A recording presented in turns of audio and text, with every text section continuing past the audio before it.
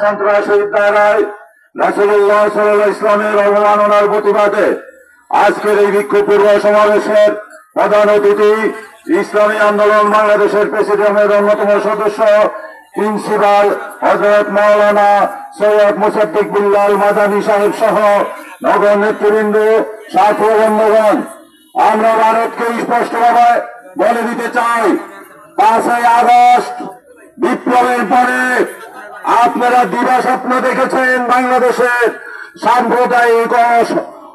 সাম্প্রদায়িকতা নষ্ট হওয়া, কিন্তু বিজেপি সরকারকে বলবো, মোদিজি নিজের চেহারা একবার আয়নায় দেখুন।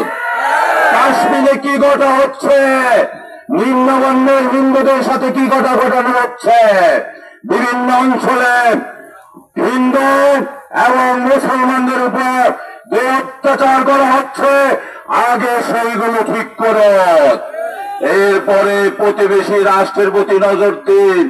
নিজের দেশের সাম্প্রদায়িক দাঙ্গা হয়, সেই ব্যাপারে আপনি বিজেপি উস্কিয়ে দেয়।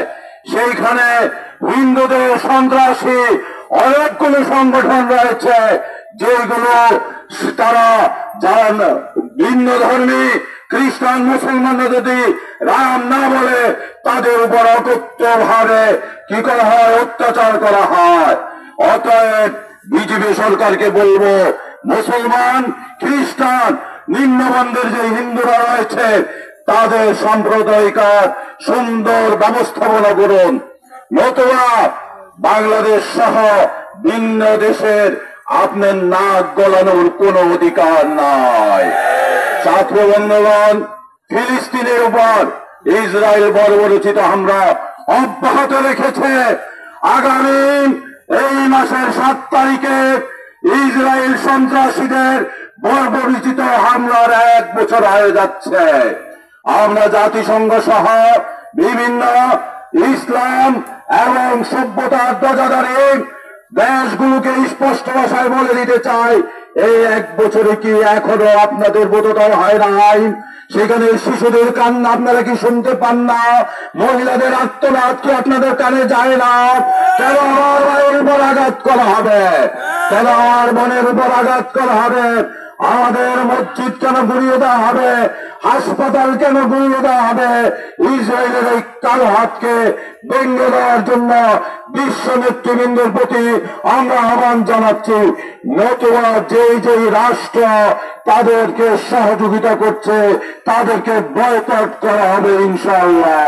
সাথী বন্ধুগণ, সবাইকে সংগ্রামের শুভেচ্ছা জানিয়ে ভাবে বলে দিতে চাই, 5ই আগস্ট বিপ্লবে, ছাত্র জনতার বিপ্লবে আওয়ামী হাসিনা নামক টিউমার অপসারণ করেছি আমরা। অনেক কঠিন ভাবে সেই অপারেশন হয়েছে।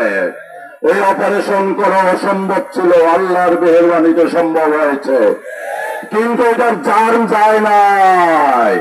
বিভিন্ন সচিবালয় সহ বিভিন্নখানে দেখি ওই ক্যান্সার আবার জাম উঠে চায়, আবার মাথা ছাড়া দিয়ে উঠতে চায়।